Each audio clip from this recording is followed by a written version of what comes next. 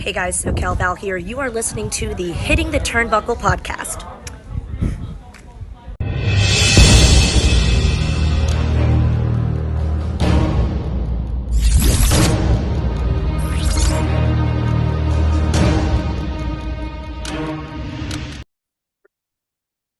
Welcome everybody back to the Hitting the Turnbuckle channel. I am your host, Adam Cousins, and today we are going to be reading and going through again the NWA Powerr results. Powerr was on the CW app for US viewers only last night.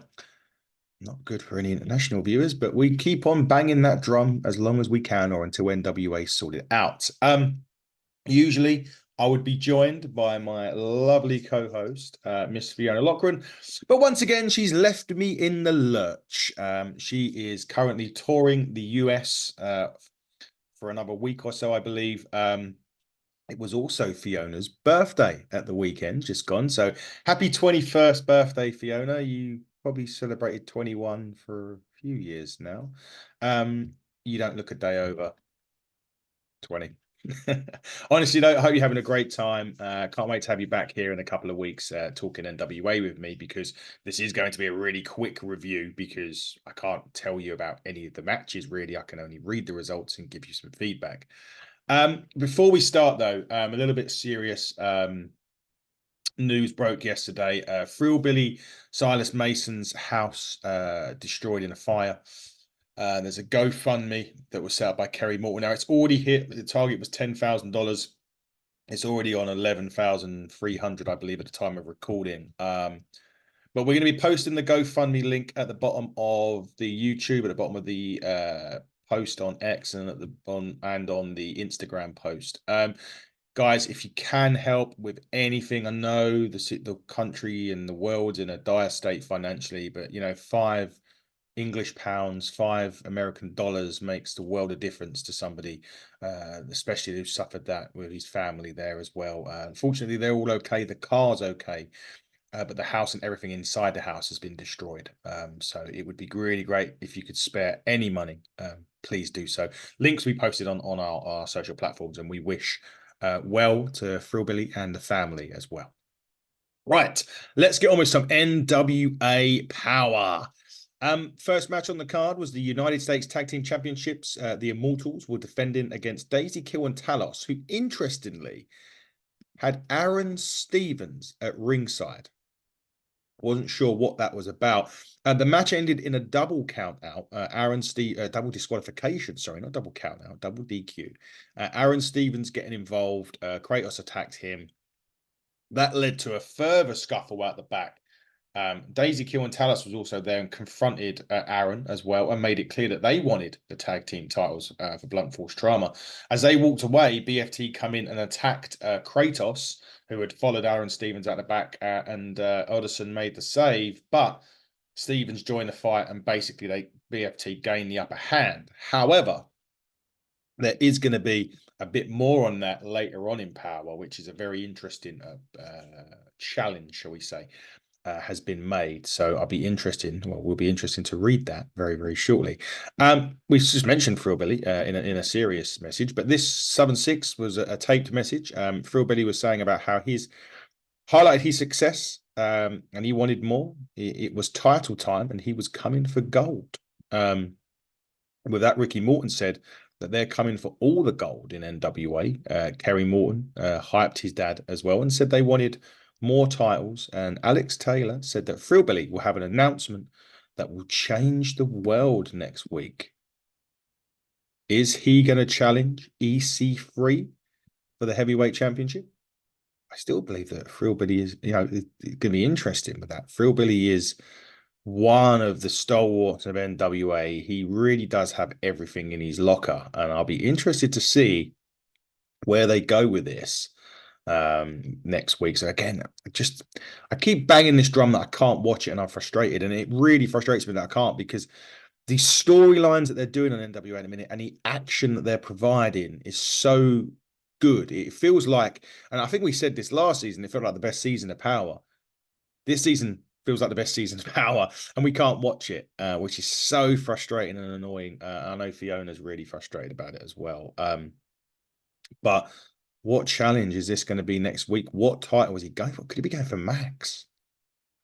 Well, me, I'd rather EC3, I think, than going against Max the Impaler. But we will have to wait until next week to find out. So I'll be reading it next week on my own still fee. But anyway, next week, the announcement from Phil Billy Sidus Mason. Mr. Kate against Taylor Rising was next. Mr. Kate picking up the victory. We say this all the time with NWA. They have got such a stacked women's roster. I mean, yeah, the men's roster is exactly not stacked, but the women on NWA are just amazing. They're showcased correctly. Feuds, storylines, matches. They're never, I mean, the women main event this episode of Power and, do a great job. And we're going to get into that in a minute. But, the fact that they still, the fact that they've lost Camille even, sorry, and they've still got this roster where you can look at and you could pinpoint potential champions and pinpoint, oh, that's going to be good, or this is going to be good, or what about these and them and them and them, and it's so good. And they're introducing new characters like the King Bees that we saw pick up the tag team championships last week.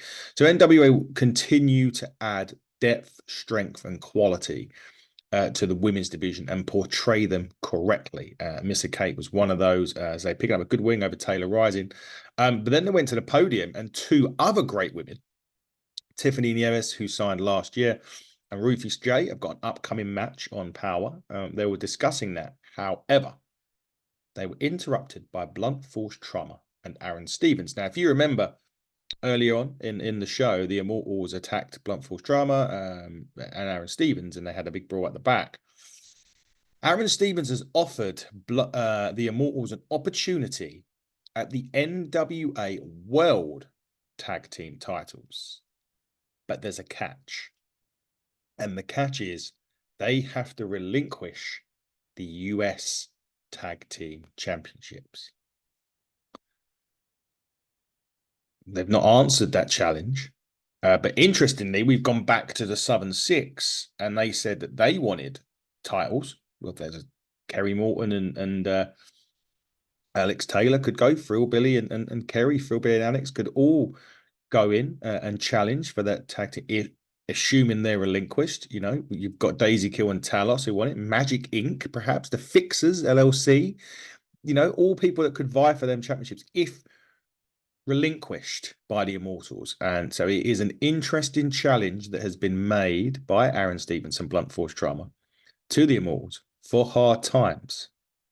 I don't know whether we have to wait until next week to find it. Well, it wasn't accepted this week, but I don't know if it's been accepted by the Immortals, and then they would have to relinquish those championships. We will see. Vampiro apparently appeared and delivered another cryptic message. It's been going on for a few weeks now with Vampiro and his cryptic messages. I must try and find somewhere where I can see these promos, because Vampiro never disappoints when cutting a promo. From what I hear, they've been great. I need to see these promos from Vampiro. I'm going to try and find them somewhere. I wish I could see him banging that drum again about not being able to watch NWA Billy Corgan. But I really want to see it. And another cryptic promo. Where is he going with this? Who is he talking about? What's he going to do? And what is next for Vampiro? We'll have to wait and see. Maybe we'll find out at hard times. To be fair, maybe we're waiting that long. Who knows? We will find out. Now, the battle of the country gentleman, or the former country gentleman, and Casey Kazana. So Anthony Andrews was there with Austin Idol. He defeated Casey Kazana. Anthony Andrews attacked Kazana after the bell, and Joe Kazana, the father of the country gentleman, come in and get involved. I just wonder whether they're setting up a tag match here with Austin Idol and Anthony Andrews against Casey and Joe Kazana, maybe at hard times. I don't know. I'm not sure what I'd think about it either, but could they be alluding to that? Could that be where it's going? We'll have to see, but interesting times now. Joe Kazana is getting involved. Father son against Austin Idol and Anthony Andrews. Could it work? Could it be at hard times? We'll have to see what happens next week on NWA Powerr. The main event, I told you it'd be quite a quick review, was Pretty Empowered against the Killer Bees. and Natalia Markova. So the interesting part of this story is obviously the King Bees won the tag team titles off Pretty Empowered last week.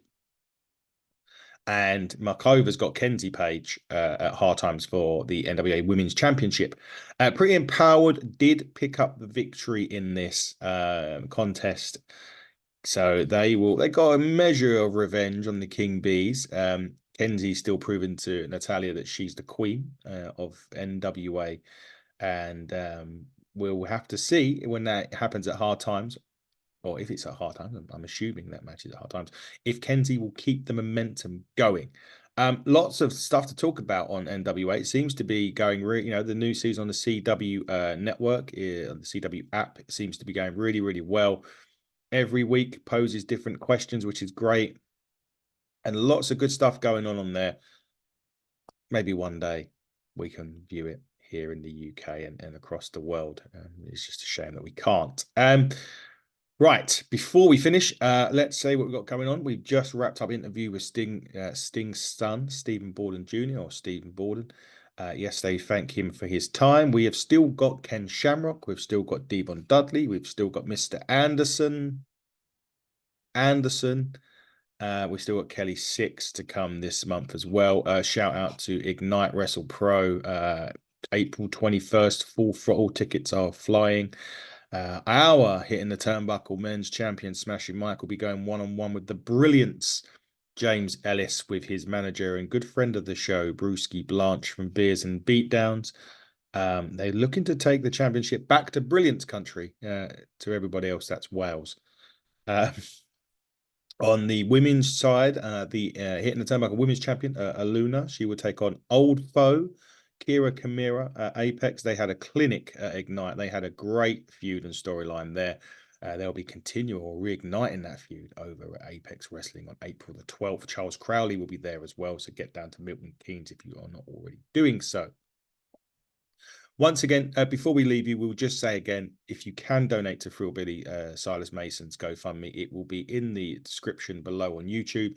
It'll be posted out on our posts about our NWA Powerr review on X and on Instagram. I've already done something on Instagram about that, but could be back there again, and it'll be in the description. If you can help with any amount, it'll be greatly appreciated by the family of Frillbilly Silas Mason. Until next time, where you'll just be me again, because Fee will be a little bit jet lagged. We'll be back reviewing this next week. And until then, everybody, buckle down, stay safe.